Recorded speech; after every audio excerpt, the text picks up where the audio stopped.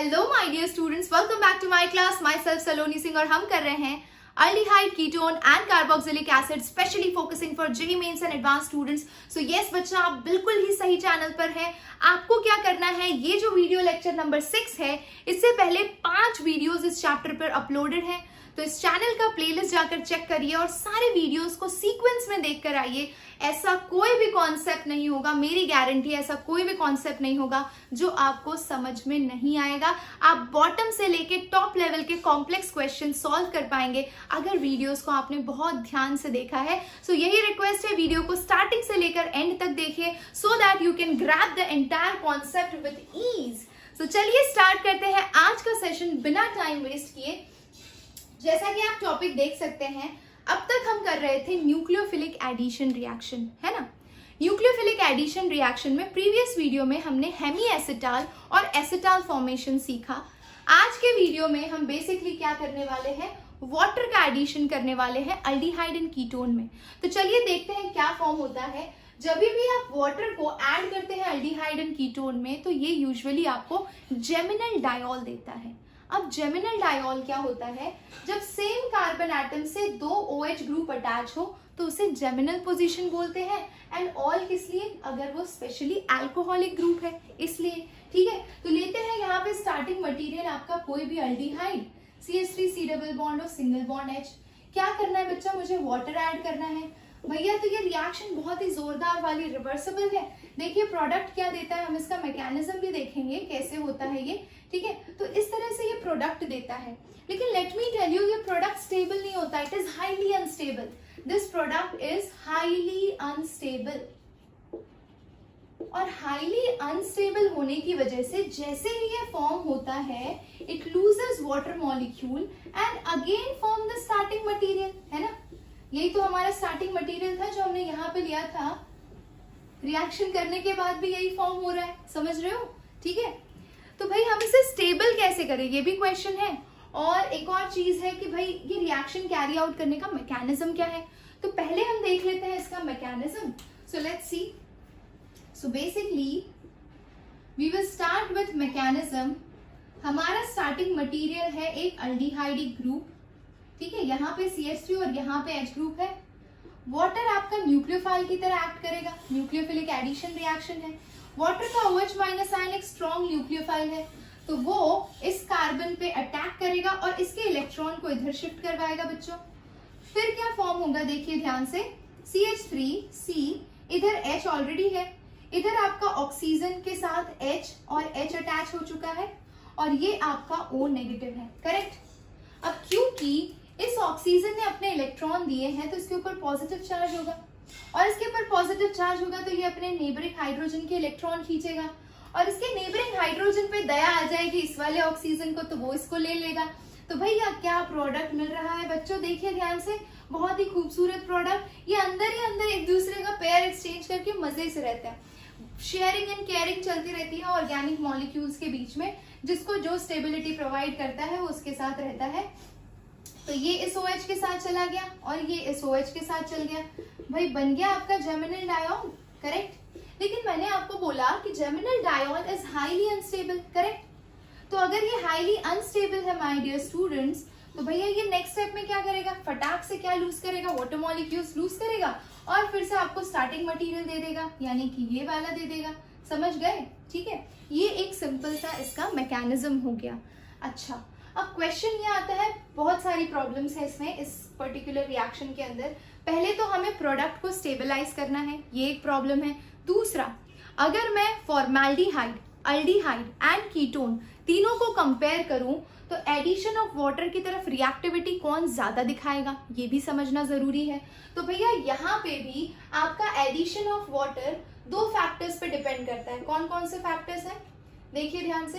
तो पहला फैक्टर है आपका स्टेरिक फैक्टर, या फिर हम बोलते हैं स्टेरिक हिंड्रेंस की बात कर लेते हैं, ठीक है। तो अगर आपके वाटर मॉलिक्यूल को बैक साइड से अटैक करना है बच्चा, तो सीधी सी बात है कि ग्रुप पे जितनी ज्यादा क्राउडिंग होगी उतनी उसकी रिएक्टिविटी लो होगी, ये तो हमने पहले भी डिस्कस कर लिया है, ठीक है। सो क्राउडिंग आपको एसीटोन में ज्यादा दिखती है, वहीं पे ये चीज फॉर्मेल्डिहाइड में कम दिखती है, और जहां पे कम होगी सीधी सी बात है उसकी रिएक्टिविटी ज्यादा होगी। तो भैया ये दोनों केसेस को कंपेयर करो तो इसकी रिएक्टिविटी ज्यादा है, समझ गए? ओके। दूसरा देखो इलेक्ट्रॉनिक फैक्टर आता है ना। इलेक्ट्रॉनिक फैक्टर यानी कि plus I minus I effect.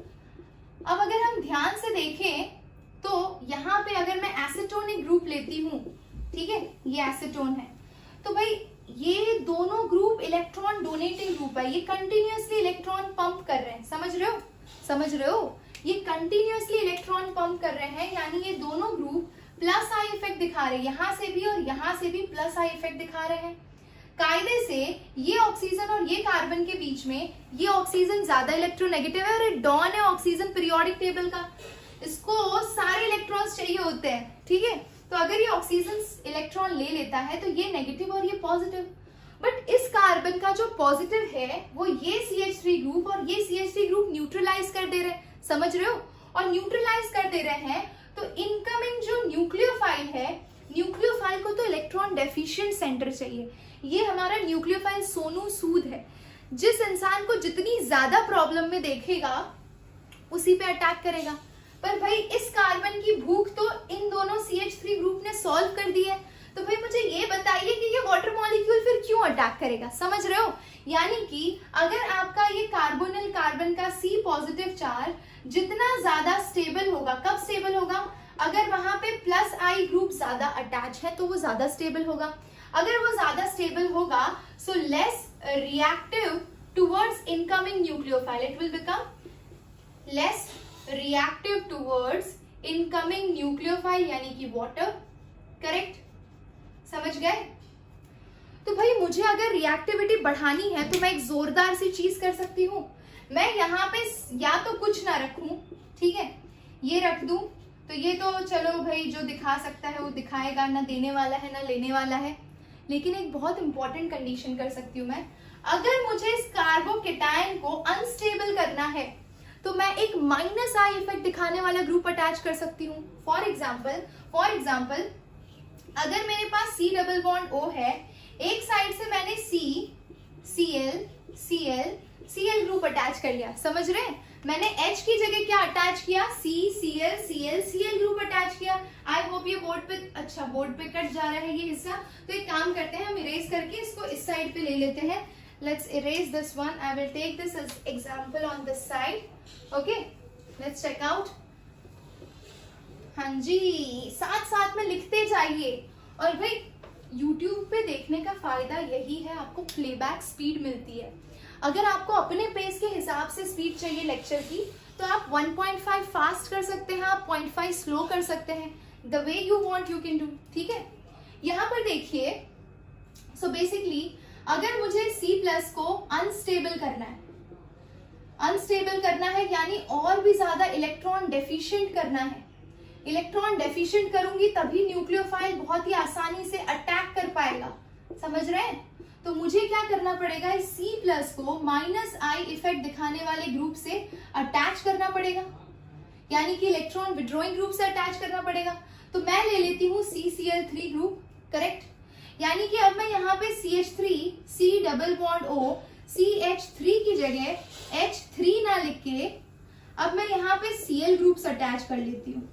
अब ये क्या करेंगे बच्चों, ध्यान से देखो, ये क्या करेंगे, इलेक्ट्रॉन खींचेंगे, बाहर की तरफ खींचेंगे, ठीक है। अगर ये बाहर की तरफ खींचेंगे और ये इधर की तरफ खींच रहा है तो इस बेचारे कार्बन की तो लग गई, दोनों तरफ से खिंचाई हो रही है इनकी, ठीक है। अगर यहाँ पे भी इलेक्ट्रॉन विड्रॉइंग ग्रुप अटैच कर दूं तो तीनों तरफ से खिंचाई होगी। तो देखो जितना वो डेफिशिएंट होगा, जितना ज्यादा डेफिशिएंट होगा उतना ज्यादा हाईली रिएक्टिव बना सकते हो आप, ठीक है। तो भैया जितने इलेक्ट्रॉन विड्रॉइंग ग्रुप अटैच करोगे you will increase reactivity towards the reaction.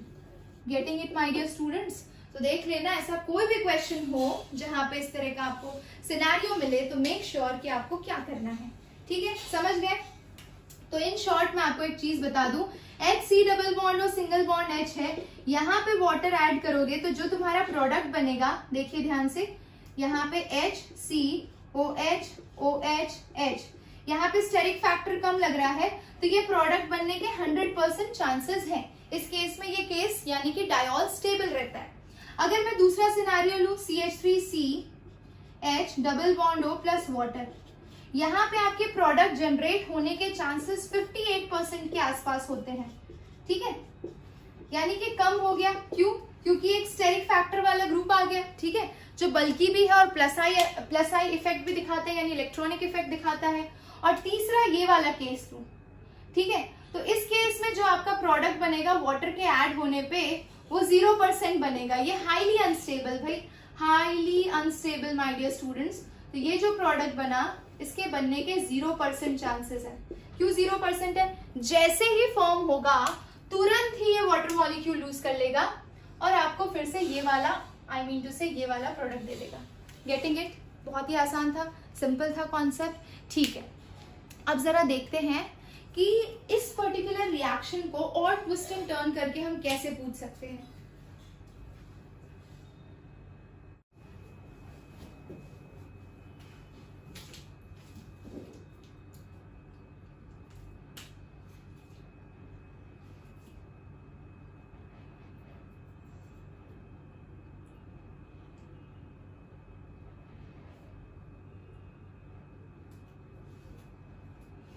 हाँ जी बच्चा, तो हमारा जिस्ट क्या हुआ इस टॉपिक का कि अगर आपका प्लस आई इफेक्ट दिखा रहा है तो आपका एक्सटेंट ऑफ हाइड्रेशन डिक्रीज हो जाएगा, और अगर आपका माइनस आई इफेक्ट दिखा रहा है बच्चों, माइनस आई इफेक्ट अगर दिखा रहा है तो यही एक्सटेंट ऑफ हाइड्रेशन आपका इंक्रीज हो जा रहा है, स्टेबिलिटी बढ़ जा रही है। इसी कॉन्सेप्ट पे एक एग्जांपल देखते हैं क्लोराल का। क्यों क्लोराल एक्स्ट्रा स्टेबल है बच्चों? तो ध्यान से देखिए क्लोराल क्या होता है, CCl C double bond O single bond H, ठीक है, ये हो गया आपका क्लोराल, ठीक है।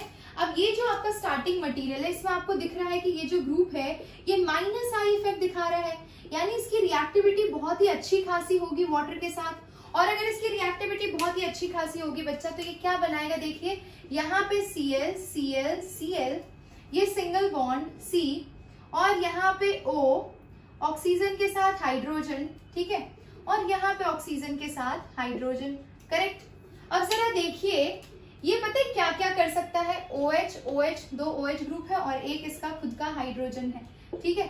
तो भाई ये क्लोरीन इस हाइड्रोजन के साथ हाइड्रोजन बॉन्डिंग दिखा सकता है, ठीक है, और इसकी वजह से this compound is more stable. So due to two factor, एक तो माइनस आई इफेक्ट की वजह से और दूसरा हाइड्रोजन बॉन्डिंग की वजह से। समझ गए? तो दोनों ऑप्शन दिया होगा तो दोनों को इंपॉर्टेंस देना। आप बोलोगे मैम क्लोरीन तो हाइड्रोजन बॉन्डिंग दिखाता ही नहीं है, हमने पढ़ा है कि फ्लोरीन ऑक्सीजन और नाइट्रोजन हाइड्रोजन कंटेनिंग कंपाउंड के साथ हाइड्रोजन बॉन्डिंग बनाता है, लेकिन क्लोरीन इलेक्ट्रोनेगेटिव तो है, ये फैक्ट तो आप मानते हो। 100 में से 2 या 3 क्लोरीन के ऐसे मॉलिक्यूल्स होते हैं जो हाइड्रोजन बॉन्डिंग दिखाते हैं, but as compare to fluorine oxygen and nitrogen chlorine का एक्सटेंट ऑफ हाइड्रोजन बॉन्डिंग बहुत ही ज्यादा लो होता है, इसीलिए इसको इतना महत्व नहीं दिया जाता है, बट इस केस में वो स्टेबिलिटी प्रोवाइड कर रहा है। चलिए, तो ये एक बढ़िया केस हो गया।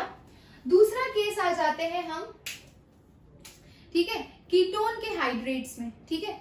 तो कीटोन के हाइड्रेट्स की जब आप बात करते हो और स्पेशली अगर आप रिंग स्ट्रक्चर में जाते हो, ठीक है, और आपको पता है कि 3 मेंबर्ड रिंग हाईली स्ट्रेन्ड होती है और हाईली अनस्टेबल होती है, पर हाइड्रेट फॉर्म करने की वजह से उसकी स्टेबिलिटी बढ़ जाती है। फॉर एग्जाम्पल ये देखिए, यहां पर मैं एग्जाम्पल लेती हूं, ये आपका कीटोनिक ग्रुप है ना, ये आपका साइक्लोप्रोपेनोन होगा, करेक्ट। अब इस साइक्लोप्रोपेनोन में रिंग स्ट्रेन बहुत ही ज्यादा है बच्चा, ring strain is a big problem in this case, और इसीलिए कंपाउंड ज्यादा स्टेबल नहीं होता। लेकिन जैसे ही मैं इसके अंदर वाटर मॉलिक्यूल ऐड करूंगी बच्चा, ये क्या बना लेगा, ये देखिए OH एंड OH।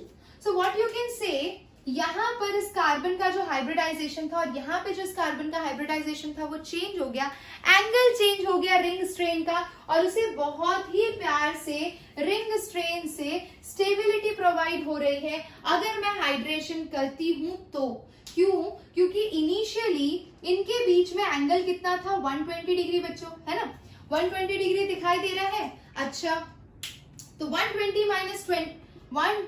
माइनस 60 यानी 60 डिग्री का रिंग स्ट्रेन आ रहा है, और नेक्स्ट केस में देखेंगे तो वो टेट्राहेड्रल जैसा स्ट्रक्चर दिखा रहा है, यानी 109 डिग्री 28 मिनट में से 60 अगर आप सब्ट्रैक्ट करेंगे तो नियर अबाउट कितना आ जाएगा, 109 माइनस 60 यानी 49 डिग्री। तो भैया देख सकते हो आप कि आपका ये जो रिंग स्ट्रेन है वो हाइड्रेट फॉर्म होने के बाद रिड्यूस हो गया है। पहले 60 डिग्री का रिंग स्ट्रेन आ रहा है, 49 डिग्री का रिंग स्ट्रेन आ रहा है। रिंग स्ट्रेन कम हुआ है हाइड्रेट फॉर्मेशन की वजह से, और इसीलिए ये साइक्लिक कीटोन्स ज्यादा स्टेबल हो जाते हैं हाइड्रेशन के बाद। समझ गए? तो ये 3 मेंबर्ड रिंग में तो बहुत ही इफेक्टिव, बहुत ही बढ़िया चीज है ना। अब जरा आगे बढ़ लेते हैं और एक और कंडीशन डिस्कस करते हैं बच्चों। हाँ जी बच्चा, तो इसी कॉन्सेप्ट पे ये सब अगर आपने समझ लिया है तो अब ये दोनों इंपॉर्टेंट क्वेश्चन देखिए, बहुत ही जोरदार क्वेश्चन है। यहाँ पर आपको इस क्वेश्चन में 3 कीटोनिक ग्रुप दिख रहे हैं, इधर 2 फिनाइल ग्रुप दिख रहे हैं, ठीक है। अब हमें सोचना है कि भाई अगर वाटर आता है तो कहाँ अटैक करेगा, है ना। अगर 3 कीटोनिक साइट्स है तो वो कहाँ अटैक करेगा, तो भाई उसको ना डाइपोल इंटरेक्शन की वजह से जो रिपल्शन जनरेट हो सकता है उसको कम करना है, इसीलिए वो इस सेंटर कार्बोनिल पे अटैक करेगा, ठीक है। अब सेंटर कार्बोनिल पे अटैक करेगा तो देखिए कितना स्टेबल कंपाउंड बनाएगा ये। यहाँ पर मैं आपको बना के दिखाती हूँ। So you have PH, C double bond as it is रहेगा, इस सी के साथ ऑक्सीजन, ठीक है, और यहाँ पे हाइड्रोजन, इस सी के साथ ऑक्सीजन और यहाँ पे हाइड्रोजन, और ये C double bond O as it is है, और ये पीएच है आपका। ध्यान से देखिए प्रोडक्ट बनने के बाद क्या पॉसिबिलिटी है, तो भैया यहाँ वाला जो इस ऑक्सीजन का हाइड्रोजन है वो इस ऑक्सीजन के साथ हाइड्रोजन बॉन्डिंग दिखा सकता है, समझ रहे हो। इन द सेम वे ये वाला जो स्पीशीज है ये OH ग्रुप है, अगर इसका सी डबल बॉन्ड मैं नीचे बना दूं, ठीक है, तो इन दोनों के बीच में भी हाइड्रोजन बॉन्डिंग डेवलप हो सकती है, समझ रहे हो। तो ये कंपाउंड तो आपका एक्स्ट्रा स्टेबल हो गया। कैसा हो गया? एक्स्ट्रा स्टेबल, इलेक्ट्रॉनिक फैक्टर्स की वजह से भी और हाइड्रोजन बॉन्डिंग की वजह से भी। ये इंट्रामोलिक्यूलर हाइड्रोजन बॉन्डिंग हुई, with in the same molecule hydrogen bonding हुई, और ये हट जैसा आप फॉर्मेशन देख सकते हो ऑक्सीजन और हाइड्रोजन के बीच में, समझ रहे हो। ये घर में ही दोस्ती हो गई है, ठीक है। अब देखो ये मॉलिक्यूल थोड़ा स्पेशल है, इसका नाम है निनहाइड्रीन। बच्चों अगर आपने इसका नाम नहीं सुना तो मैं याद दिलाती हूँ कि आपने इसे कहाँ सुना होगा। जब आप लैब में क्रोमैटोग्राफी परफॉर्म करते हो तो क्रोमैटोग्राफिक प्लेट्स जब रेडी होती है तो उस पर निनहाइड्रीन को स्प्रे किया जाता है ताकि जितने भी स्पॉट्स जनरेट हुए वो क्लियरली दिखाई दे। तो ये है वो निनहाइड्रीन स्पीशीज। अच्छा अब जरा ध्यान से देखिए, यहाँ पे भी 3 कीटोनिक ग्रुप है, तो इन दोनों के बीच में रिपल्शन को अवॉइड करने के लिए हम सेंटर वाले कार्बोनिल को फोकस करेंगे। और देखिए यहाँ पर भी ऐसा ही कुछ होगा, ध्यान से देखिएगा। तो ये हो गया आपका बेंजीन रिंग, ठीक है। ये आप ले लीजिए डबल बॉन्ड O, करेक्ट, और यहाँ पे आपका OH, यहाँ पे आपका OH और यहाँ पे डबल बॉन्ड O। फिर से इंट्रामोलिक्यूलर हाइड्रोजन बॉन्डिंग होगी, घर में ही दोस्ती होगी। घर में ही दोस्ती किस किस के बीच में होगी, तो इसके हाइड्रोजन और इसके ऑक्सीजन के बीच में, इसके हाइड्रोजन और इसके ऑक्सीजन के बीच में। तो निनहाइड्रीन तो हाइड्रेशन के बाद आपका एक्स्ट्रा स्टेबल हो जाता है बच्चा। निनहाइड्रीन से रिलेटेड क्वेश्चन आए तो आपका बिल्कुल गलत नहीं होना चाहिए, और उस वक्त सलोनी मैम को जरूर याद करना। अगर आपने यहाँ से सीखा है तो क्रेडिट देने जरूर आना कमेंट सेक्शन में। चलिए अब हम आगे बढ़ते हैं बच्चों। तो इतने का स्क्रीनशॉट ले लीजिए, एक काम करिए, है ना। और स्क्रीनशॉट लेने के बाद हम मैकेनिज्म देख लें। इसका मैकेनिज्म तो एक नॉर्मल थोड़ा सा बता ही दिया है मैंने आपको, लेकिन मुझे मैकेनिज्म थोड़ा सा इसलिए डिस्कस करना है कि अगर मैं वाटर की जगह D2O लाती हूँ, यानी ड्यूटेरियम, मतलब H2O है तो D2O लाती हूँ, तो D कहाँ अटैच होगा, किसके साथ, क्या प्रोडक्ट देगा, ये सब जानने के लिए एसिड के बेस में क्या होता है, एसिड कैटेलाइज्ड, बेस कैटेलाइज्ड कैसे होता है, ये सब समझना पड़ेगा हमें। तो चलिए करते हैं शुरू, है ना। हाँ जी बच्चा, तो आपने वाटर का एडिशन तो सीख लिया, अब बारी है अल्काइन ग्रुप के एडिशन की। अल्काइन ग्रुप जब भी आप ऐड करते हैं कुछ इंपॉर्टेंट चीजें आपको ध्यान रखनी है, ठीक है। तो हम थर्ड रिएक्शन करेंगे, that is addition of alkyne group. अब भाई अल्काइन जब आप ऐड करते हैं तो आपको ध्यान रखना है कि जो आप अल्काइन ग्रुप ले वो टर्मिनल होना चाहिए, यानी कि उसके पास एटलीस्ट एक एसिडिक हाइड्रोजन होना चाहिए। ठीक है। अब एटलीस्ट एक एसिडिक हाइड्रोजन होने का मतलब क्या है, तो ये देखिए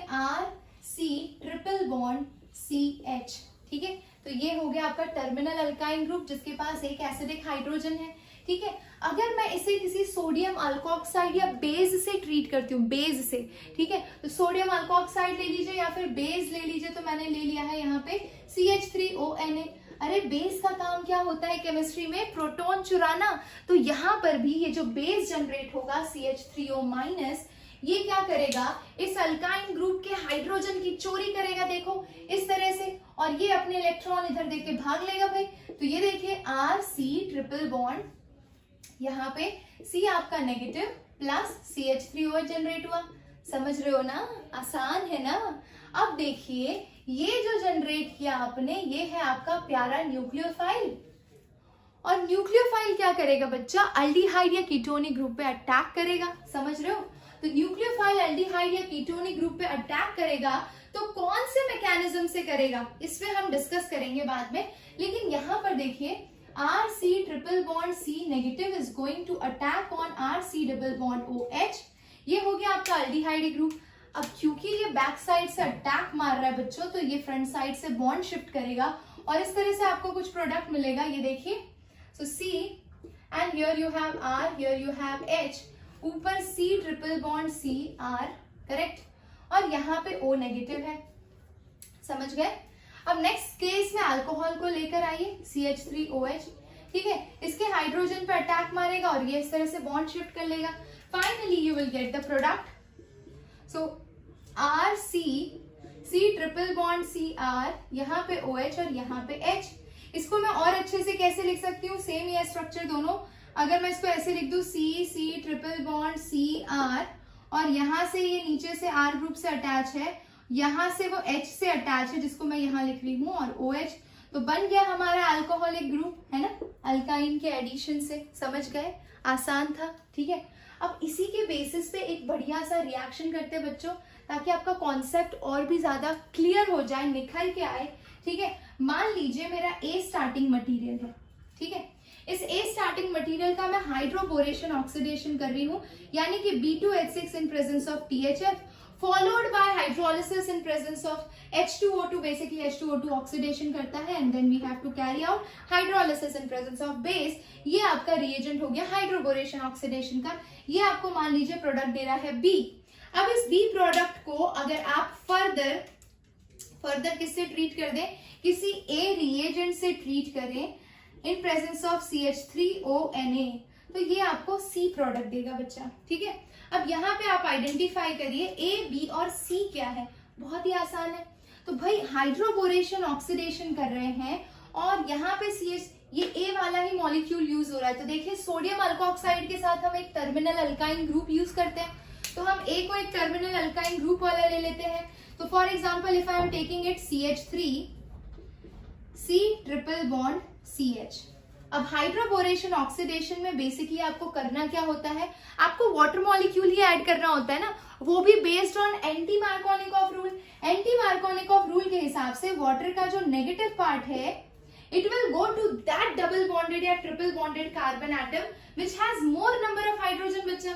तो ज्यादा हाइड्रोजन किसके पास है भाई, ये पाई बॉन्ड को ब्रेक करिए और इस OH को इधर और इस H को इधर भेज दीजिए, तो क्या बनेगा CH3 CH double bond CH और ये OH।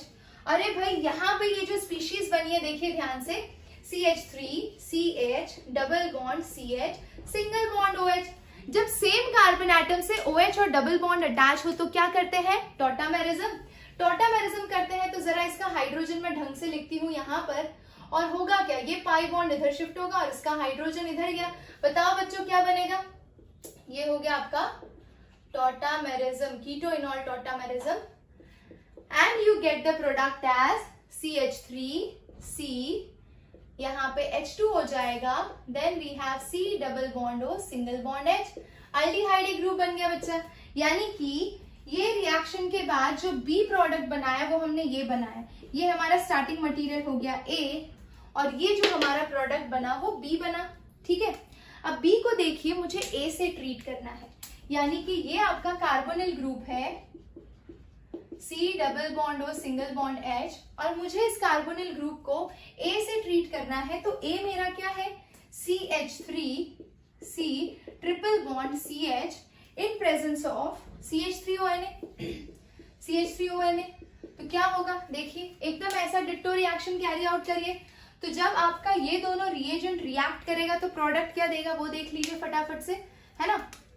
ये देखिए ध्यान से, so CH3C triple bond CH plus CH3ONA my dear students, bond break कर ये नेगेटिव, ये इस पे अटैक करेगा, इसको खोल के छोड़ देगा, तो CH3C triple bond C negative, ये जनरेट हो गया आपका nucleophile with generation of CH3OH। ठीक है, अब ये न्यूक्लियोफाइल आपके इस अल्डिहाइड पे अटैक करेगा। ठीक है, तो ये लीजिए CH3C triple bond C negative and it will attack on C double bond O single bond H CH2 CH3, correct. नीचे अटैक करवाइए, बड़ा मजा आएगा आपको प्रोडक्ट बनाने में। ठीक है, जब आपका कॉन्सेप्ट बेस से क्लियर होता है ना तो भाई कोई दिक्कत ही नहीं होती है।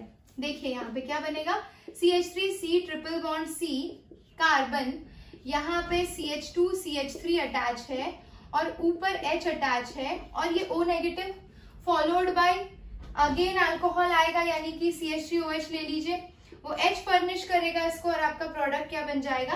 तो बेसिकली मैं ये स्टेप इसी में इन्वॉल्व करके लिख देती हूँ। ठीक है, तो ये आपका प्रोडक्ट बन गया बच्चों, है ना। तो ये हो गया आपका प्रोडक्ट यानी कि C। इस तरह के क्वेश्चन आएंगे तो आपको सॉल्व करने आने चाहिए, बिल्कुल भी डिफिकल्ट नहीं है। अगर आपने बेस से चीजों को समझा है, मैकेनिज्म के साथ समझा है, कोई भी रिएजेंट रख दो भाई, तुम एकदम आसानी से आंसर कर लोगे। ठीक है, चलो। हाँ जी बच्चा, तो बोर्ड पे आप एक और क्वेश्चन देख सकते हैं। यहाँ पे HgSO4 in presence of H2SO4 है, यानी कि हम अल्काइन का एसिड कैटेलाइज हाइड्रेशन करते हैं इस केस में। तो HgSO4 in presence of H2SO4, ए ले लीजिए कोई भी टर्मिनल अपना acid terminal triple bond containing group, यानी कि अगर मैंने ले लिया CH3C ट्रिपल बॉन्ड CH। ठीक है, अब इसके अंदर हम HgSO4 और H2SO4 की प्रेजेंस में मार्कोनिकॉफ रूल के हिसाब से बच्चों क्या ऐड करते हैं, वाटर ऐड करते हैं। सिंपल है, तो CH3C और नेगेटिव पार्ट मार्कोनिकॉफ के हिसाब से उस कार्बन एटम के पास जाता है जिसके पास लेस हाइड्रोजन हो, तो ये OH हो जाएगा। ठीक है, और यहाँ पे डबल बॉन्ड CH हो जाएगा। सेम कार्बन एटम से OH और डबल बॉन्ड है तो कीटोइनॉल टॉटामेरिज्म होगा बच्चा, और टॉटामेरिज्म होगा तो क्या होगा भाई, ये पाई बॉन्ड इधर शिफ्ट होगा और इसका हाइड्रोजन इधर जाएगा, तो we get CH3C double bond O and here CH3, यानी कि एसीटोन मिल गया। अब एसीटोन को, यानी कि ये प्रोडक्ट हो गया आपका D। ठीक है, अब इस D प्रोडक्ट को फिर से आपको A से ट्रीट करना है। ठीक है, तो A आपका ये हो गया स्टार्टिंग मटेरियल, ये जो लिया है आपने। ठीक है, तो A को अगर आप CH3ONA से ट्रीट करोगे तो अभी आपने देखा था क्या होगा, CH प्लस CH3ONA बच्चा, ये नेगेटिव मारिए, इस पे अटैक करेगा, ये इधर जाएगा, you will get CH3C triple bond C negative, correct है ना। अब ये जो C नेगेटिव जनरेट हुआ है बच्चों, ये आपका न्यूक्लियोफाइल हो गया और ये न्यूक्लियोफाइल अटैक करेगा आपके कीटोनिक ग्रुप पे, यानी कि CH3C double bond O CH3, मारिए अटैक यहाँ से। ठीक है, तो ये जब अटैक करेगा इस पे, ये लीजिए, तो ये बॉन्ड इधर शिफ्ट होगा और ये जनरेट करेगा CH3C, CH3 ऑलरेडी है और ये ग्रुप यहाँ से C triple bond C CH3। ठीक है, और यहाँ पे बॉन्ड शिफ्ट हो गया O नेगेटिव, अगर H प्लस इसी स्टेप में इसको मिल गया तो ये बन जाएगा आपका अल्कोहलिक ग्रुप। ठीक है, तो ये प्रोडक्ट भी आपका बन गया। तो इस तरह से कोई भी क्वेश्चन हो आप बहुत आसानी से सॉल्व कर सकते हैं भाई। रीएजेंट्स का फंक्शन, मैकेनिज्म, ये सारी चीजों पर आपकी स्ट्रॉन्ग पकड़ है तो आपको कोई भी नहीं रोक सकता किसी भी क्वेश्चन को सॉल्व करने से। अब फोर्थ पे आते हैं बच्चों। सो फोर्थ रिएक्शन है एडिशन ऑफ HCl, यानी कि हाइड्रोजन साइनाइड। ठीक है, अब भाई जब एडिशन ऑफ HCl पे आप आते हैं तो इसको ऐड करने के लिए हमें पहले HCl जनरेट करना पड़ेगा। ठीक है, HCl जनरेट कैसे होता है, तो भाई आप अगर NaCl प्लस H2SO4 लेते हैं तो ये क्या जनरेट करेगा, HCl प्लस Na2SO4। इक्वेशन को बैलेंस कर लीजिए। ठीक है, तो यहाँ पे 2 ले लीजिए, यहाँ पे 2 ले लीजिए, प्रॉब्लम सॉर्टेड, करेक्ट है ना। तो ये जनरेट हो गया आपका HCl। अब इस HCl को हमें ऐड करना है कार्बोनिल ग्रुप में, बहुत आसान है, ठीक है। तो ये आपका अगर कार्बोनिल ग्रुप है, यहाँ पे CH3 ले लीजिए, आपको ऐड करना है HCl, ये नेगेटिव ये पॉजिटिव, ये बॉन्ड इधर शिफ्ट हुआ बच्चा। एडिशन डायरेक्ट में तो कोई डिफिकल्टी ही नहीं है, इसके एक्सेप्शन जहां आएंगे वहां पे आपको डिफिकल्टी आएगी। तो इसके साथ OH और ये हो गया CN, बन गया आपका प्रोडक्ट, है ना भैया।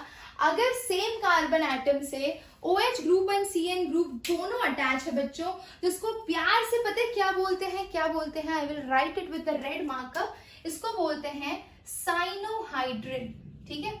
अगर सेम कार्बन एटम से OH and CN group attach है तो इसे हम बोलते हैं साइनोहाइड्रिन। तो आपने साइनोहाइड्रिन यहाँ पे प्रिपेयर कर लिया है बच्चों, ठीक है। कोई भी ग्रुप लो, अल्डिहाइड लो भाई, कीटोनिक ग्रुप लो, कोई फर्क नहीं पड़ता। लेकिन एक बहुत इंपॉर्टेंट चीज, ये जो साइनाइड ग्रुप है, अगर इसका आपने हाइड्रोलिसिस किया, फर्दर हाइड्रोलिसिस किया, तो ये साइनाइड ग्रुप एसिड में कन्वर्ट हो जाता है, ठीक है। यानी कि आपको प्रोडक्ट कुछ ऐसा मिल जाएगा, अगर आपने फर्दर हाइड्रोलिसिस कर दिया तो यहाँ पे COOH ग्रुप आ जाएगा। ये याद रखिएगा कन्वर्जन के टाइम पे, या फिर अगर कहीं पे भी HCl के साथ रिएजेंट में H3O+ भी दिया है तो आपको हाइड्रोलिसिस करके ये CN को COOH में कन्वर्ट कर देना है। सिंपल है ना। रिएजेंट्स के फंक्शन तभी याद रहेंगे जब आपने लिख के ढेर सारी प्रैक्टिस की होगी, ठीक है। सो बेसिकली अगर आपने ये रिएक्शन एसिडिक मीडियम में कैरी आउट कर लिया तो आपका प्रोडक्ट चेंज हो जाएगा, ये आपका एसिडिक मीडियम है। Okay, I hope you got all the concepts which are taught here right now. अब थोड़ा और आगे बढ़ते हैं और कुछ अच्छे क्वेश्चंस करते हैं इस टॉपिक से रिलेटेड, HCN के एडिशन से रिलेटेड। चलिए कुछ साइक्लिक स्ट्रक्चर्स में भी इसका इम्पैक्ट देखते हैं। हाँ जी बच्चा, तो भाई ये वाला जो रिएक्शन है HCN का एडिशन, ये बेसिकली SN1 यानी nucleophilic substitution SN1 mechanism follow करता है। और बेसिकली ये जो प्रोडक्ट देता है वो आपको देता है रेसिमिक मिक्सचर देता है। और आपको पता है कि रेसिमिक मिक्सचर ऑप्टिकली इनएक्टिव होते हैं, तो इस पर्टिकुलर रिएक्शन में जो भी आपके स्पीशीज जनरेट होंगे वो ऑप्टिकली इनएक्टिव होंगे बच्चों, ठीक है, ये ध्यान रखिएगा, है ना। इसी में एक और केस लेते हैं, यानी कि हमें दो चीजें पता चली। अगर मेरे पास अल्डिहाइड एक ग्रुप है और अगर मैं रिएक्शन एसिड की प्रेजेंस में कर रही हूं, तब तो मेरा OH और यहाँ पे H3O+ है, यानी हाइड्रोलिसिस हो रहा है, तो ये COOH में कन्वर्ट हो जाएगा, दैट आई नो, ठीक है। पहले CN अटैच होगा और CN फिर COOH में कन्वर्ट हो जाएगा। बट एक और केस है, अगर मैं इसमें पहले मैं इसका प्रोडक्ट लिख लूं तो HCCH3 और यहाँ पे OH और यहाँ पे CN है। अगर मैंने इसका रिडक्शन कर दिया बच्चा LiAlH4 में, तो साइनाइड का जब रिडक्शन होता है तो ये क्या बनाता है, अमाइन बनाता है CHNH2 बेसिकली। तो आपको ये मिल जाएगा HCH3, यहाँ पे OH और यहाँ पे CH2NH2, याद रखिएगा, ठीक है। साइनाइड का रिडक्शन किया आपने तो आपको अमाइन मिलेगा, हाइड्रोलिसिस किया तो वहां पर एसिड मिलेगा, ठीक है। तो अगर मेरे पास इस तरह का कोई रिएक्शन है जिसमें मैंने ये स्टार्टिंग मटेरियल लिया है, ये बेंजीन रिंग हो गया, इसके साथ डबल बॉन्ड O अटैच है, इसको अगर मैं फर्स्ट स्टेप में HCN से ट्रीट करती हूँ तो यू नो द प्रोडक्ट, इस तरह से रिंग, यहाँ पे OH यहाँ पे CN अटैच होगा, followed by treatment with LiAlH4, तो ये क्या बन जाएगा, बीटा अमीनो अल्कोहल, ठीक है। ये OH और यहाँ पे CH2NH2, समझ रहे हो ना। तो ये आपको बीटा अमीनो अल्कोहल एक ग्रुप देगा। I hope you got the concept very very clear. So let me tell you कि HCN का जो एडिशन होता है बच्चा, वो अल्डिहाइड सारे रिएक्टिव हैं, हाईली रिएक्टिव हैं टुवर्ड्स एडिशन ऑफ HCN। लेकिन जो कीटोनिक ग्रुप है उसमें से कुछ सिलेक्टेड ही कीटोन्स हैं जो HCN के साथ एडिशन देते हैं। The reason is steric factor. तो स्टेरिक हिंड्रेंस की वजह से बहुत सारे ketonic group addition of HCN नहीं देते हैं प्रोडक्ट में, ठीक है। तो कौन कौन से देते हैं उनका मैं आपको लिस्ट दे देती हूँ, that you can follow, okay. हाँ जी बच्चा, तो देखिए मैंने कुछ कीटोन्स के नाम लिखे हैं जो ये रिएक्शन देते हैं HCN के साथ, एडिशन रिएक्शन, ये कुछ ग्रुप्स देते हैं। बाकी क्यों नहीं देते? बाकी इसलिए नहीं देते क्योंकि आपको पता है कि कीटोन इनिशियली कौन से फेज में होता है भाई? sp2 हाइब्रिडाइज होता है और इसका एंगल होता है 120 डिग्री। लेटर ऑन इसका हाइब्रिडाइजेशन चेंज होके sp3 होता है 109 degree 28 minute. Depending upon case to case ये एंगल थोड़ा सा ऊपर नीचे हो सकता है। तो भाई स्टेरिक हिंड्रेंस बहुत ही ज्यादा बढ़ जाती है, ये एंगल रिड्यूस होने की वजह से रिपल्शन बढ़ जाता है माय डियर स्टूडेंट्स, और इसीलिए बहुत सारे कीटोनिक ग्रुप नहीं देते हैं। तो ये उनकी लिस्ट है जो HCN के साथ एडिशन देते हैं, समझ गए? अच्छा, यहाँ पे क्वेश्चन लिखा है मैंने, ठीक है, क्वेश्चन आप देख सकते हैं। एक साइड पे बेंजाल्डिहाइड में OCH3 ग्रुप यानी अल्कोक्सी मिथॉक्सी ग्रुप है, दूसरी साइड पे NO2 ग्रुप है। मैं पूछ रही हूँ रिएक्टिव कौन है ज्यादा टुवर्ड्स HCN? तो भाई HCN is basically nucleophilic addition, और न्यूक्लियोफिलिक एडिशन करने के लिए हमें अच्छे से पता है कि जो हमारा कार्बन है उस पर जितना ज्यादा पॉजिटिव होगा कार्बोनिल का कार्बन, वो उतना ज्यादा रिएक्टिव होगा। तो जरा देखिए यहाँ पे OCH3 ग्रुप क्या करेगा, उसके पास तो लोन पेयर ऑफ इलेक्ट्रॉन है, वो ऐसे तड़ंग तड़ंग इलेक्ट्रॉन भेजेगा भाई इसके पास, ठीक है, क्योंकि इसके इलेक्ट्रॉन कॉन्जुगेशन में एंटर होंगे और यहां तक पहुंचेंगे, यानी ये इस इलेक्ट्रॉन की इलेक्ट्रोफिलिसिटी को रिड्यूस कर रहा है, ठीक है, ये OCH3 ग्रुप। लेकिन NO2 ग्रुप क्या करता है? देखिए, N डबल बॉन्ड हो सिंगल बॉन्ड हो बच्चा, ये तो भाई इलेक्ट्रॉन रिंग में से खींचता है, और इलेक्ट्रॉन रिंग में से खींचता है तो ये इस कार्बन की इलेक्ट्रोफिलिसिटी यानी पॉजिटिविटी को बढ़ाएगा, इलेक्ट्रॉन डेंसिटी कम करेगा, और इलेक्ट्रोफिलिसिटी इंक्रीज होती है इस कार्बन एटम की, तो आपको अच्छे से पता है कि it will be more reactive towards your nucleophilic addition reactions. I hope you are clear, ठीक है। तो भाई अगर इतना क्लियर है तो एक और एडिशन देख लेते हैं, यानी सोडियम बाइसल्फाइड ऐड करना हो हमें, ठीक है, तो ये हो जाएगा हमारा acetal hemiacetal geminal diol, 2 किए हमने, तीसरा किसके साथ किया? अल्काइन के साथ, चौथा हमने HCN के साथ किया। अब 5वां कर रहे हैं addition of NaHSO3 my dear students, ठीक है। अब ये भी बहुत आसान है, सिंपल बॉन्ड ब्रेक करिए और आपको प्रोडक्ट लिखना है। तो भाई यहाँ पे आपका कार्बोनिल ग्रुप है C डबल बॉन्ड O, ठीक है, और यहाँ पे आप NaHSO3 अटैच कर रहे हैं, बॉन्ड यहाँ से ब्रेक होगा, positive and this side negative, this side negative and this side positive, ये जनरेट हुआ है आपका न्यूक्लियोफाइल बच्चों। अरे न्यूक्लियोफाइल कहाँ अटैक करता है? न्यूक्लियोफाइल आपका अटैक करेगा इस कार्बोकेटायन पे यानी कि C पॉजिटिव पे।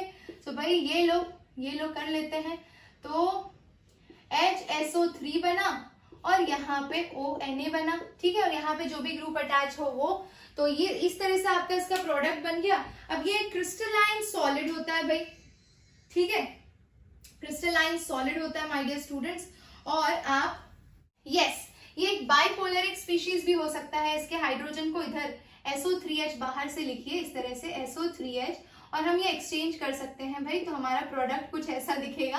तो यहाँ पे हो जाएगा SO3Na और यहाँ पे हो गया OH, तो ये एक क्रिस्टलाइन सॉलिड बनेगा बच्चा, क्रिस्टलाइन सॉलिड जिसे प्रेसिपिटेट आउट करके इजीली कलेक्ट किया जा सकता है। तो एडिशन ऑफ NaHSO3 में इतना कुछ खास हमारे पास है नहीं, सिर्फ इतना जानने को था कि क्रिस्टलाइन सॉलिड है, वाटर में इनसॉल्युबल है, तो आप इजीली इसको कलेक्ट कर सकते हैं, वाटर इनसॉल्युबल है, ठीक है, समझ गए। साथ एडिशन ऑफ NaHSO3 भी कंप्लीट हुआ। अब एक और इम्पॉर्टेंट रिएक्शन है, दैट इज एडिशन ऑफ इलाइड्स, ठीक है। अब इलाइड्स वाला क्यों इंपॉर्टेंट है? क्योंकि वो एक नेम रिएक्शन है, विटिग रिएक्शन, ठीक है। बहुत मजा आती है विटिग रिएक्शन में, कॉन्सेप्ट समझना है आपको, मैकेनिज्म समझना है, ताकि आप कहीं पे भी वो रिएजेंट्स दिए हो तो आप जेईई मेंस हो या एडवांस हो, आप आसानी से प्रोडक्ट प्रिडिक्ट कर पाए। चलिए शुरू करते हैं। चलिए बच्चों, तो स्टार्ट करते हैं एडिशन ऑफ इलाइड से। जितने भी प्रीवियस रिएक्शन किए हैं वैसा ही सिमिलर है, ये बिल्कुल भी डिफिकल्ट नहीं है। थोड़ा सा बस यहाँ पर क्या ध्यान रखना है कि इसका नाम है, तो भाई ये एक नेम रिएक्शन है इसीलिए इंपॉर्टेंट है।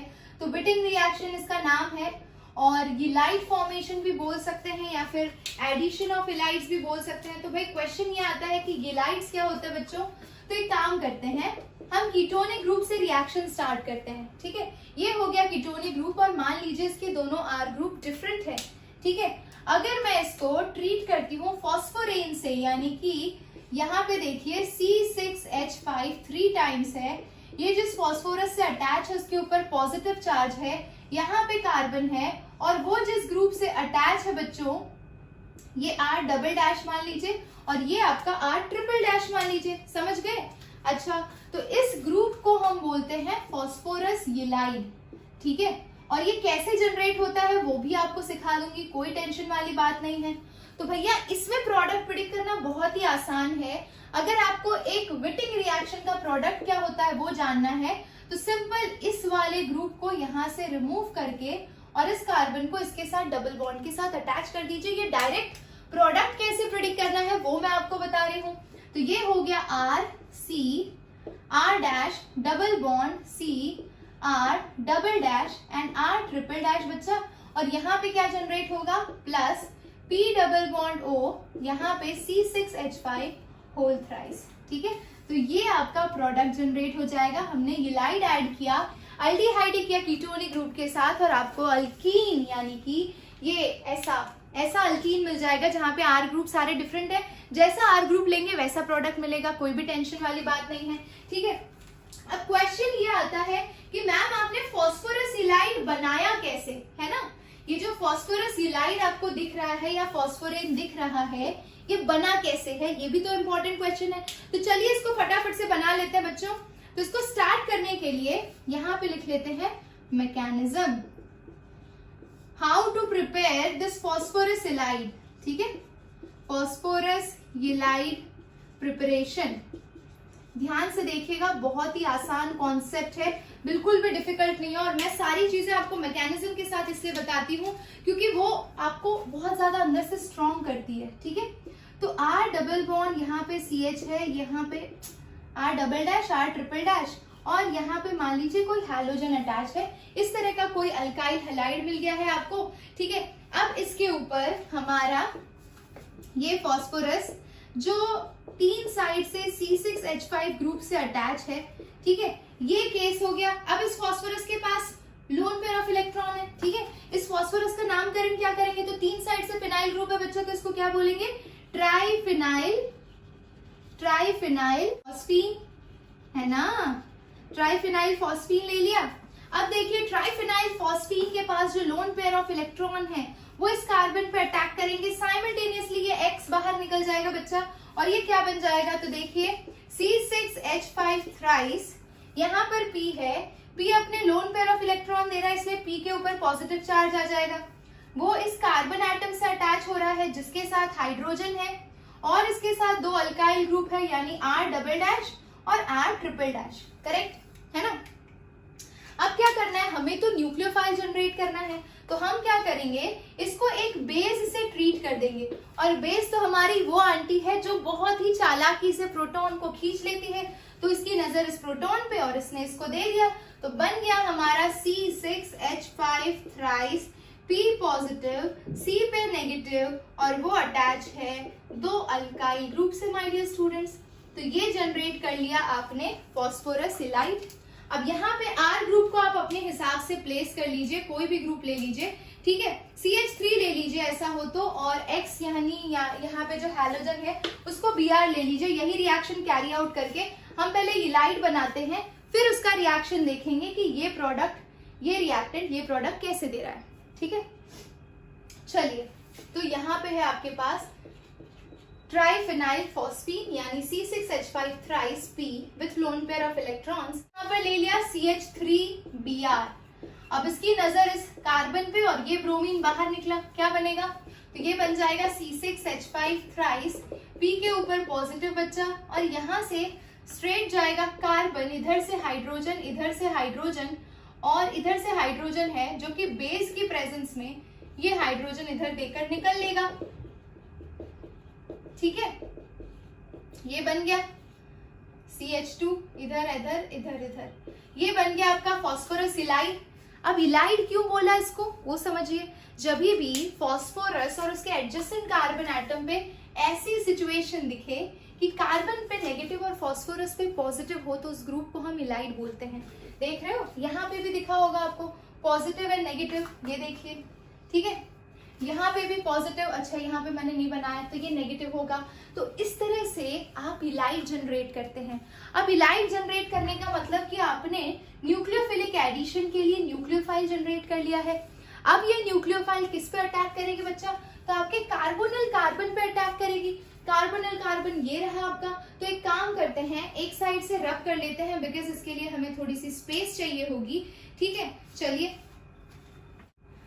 हाँ जी बच्चा, तो आगे की मैकेनिज्म देख लेते हैं हम।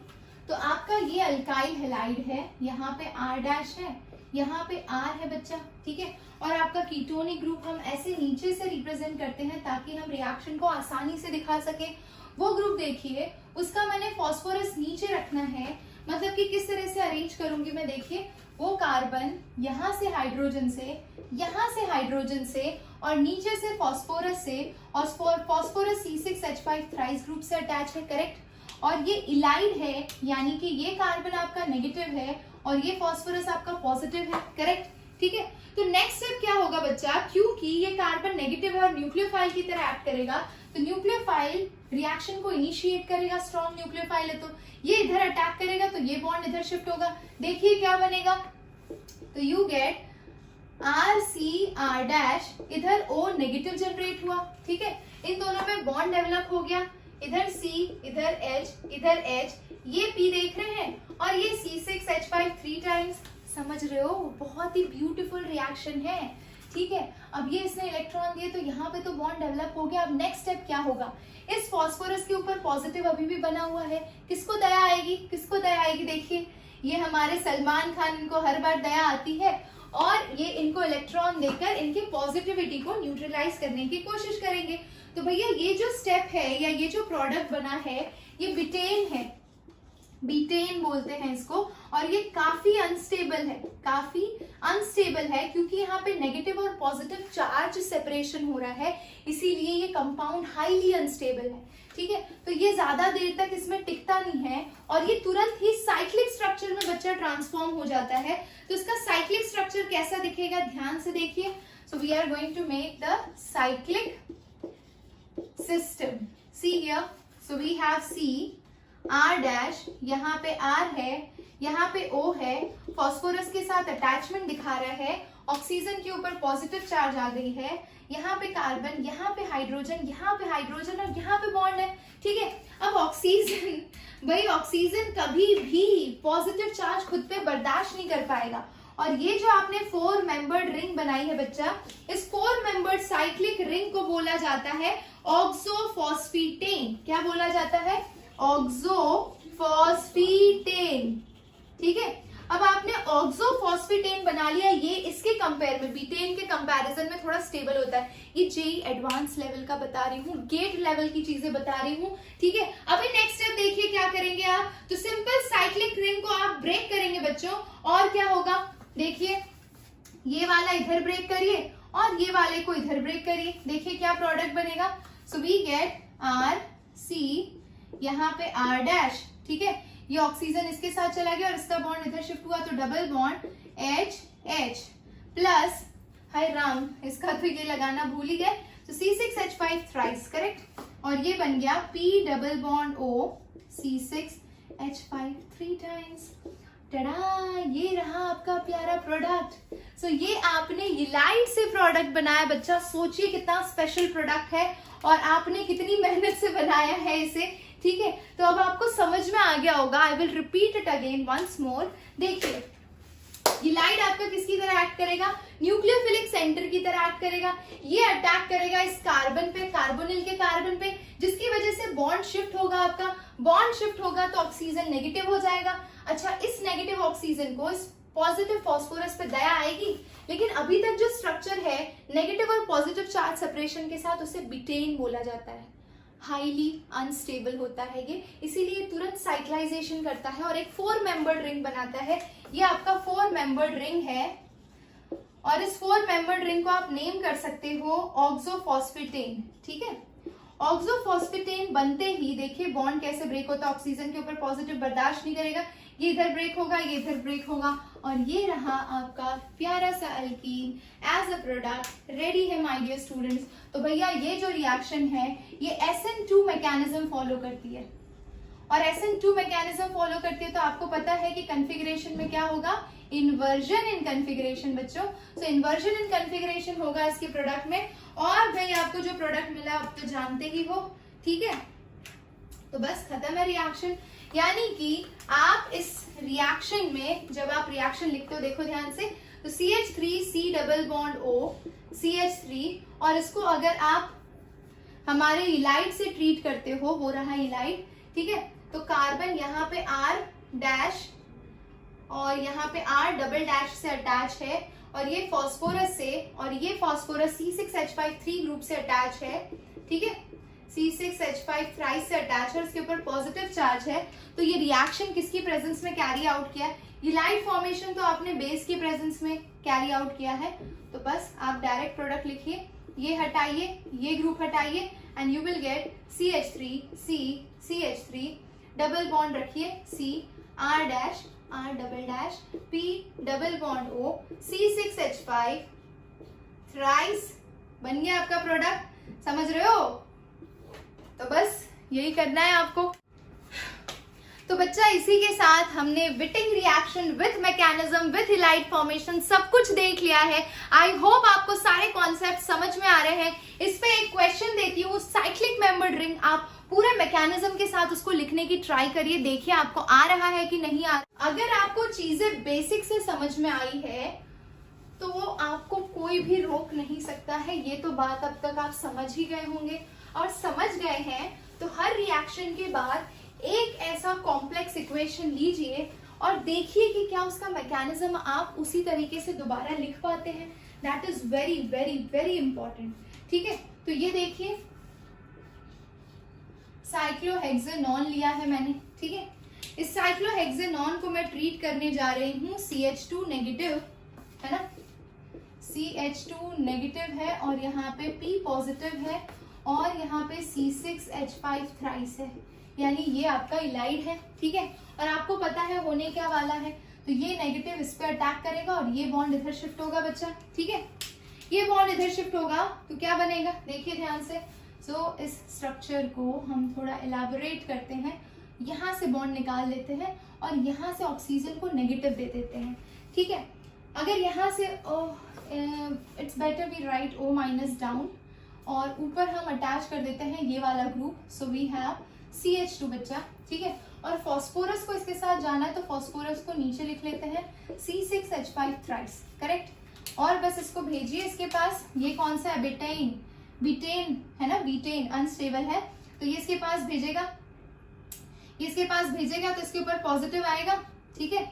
इस ऑक्सीजन के ऊपर पॉजिटिव आएगा तो वो हाईली अनस्टेबल होगा, और वो हाईली अनस्टेबल होगा बच्चा तो वो क्या करेगा, बॉन्ड को तोड़ेगा। बॉन्ड को तोड़ेगा, किधर से तोड़ेगा, तो ये इधर जाएगा और ये इधर जाएगा, तो बन गया आपका फाइनल प्रोडक्ट। और ये देखिए मार्केट में फाइनल प्रोडक्ट बनते हुए, तो you can see what is your final product along with formation of P double bond O, and then you have C6H5 whole thrice.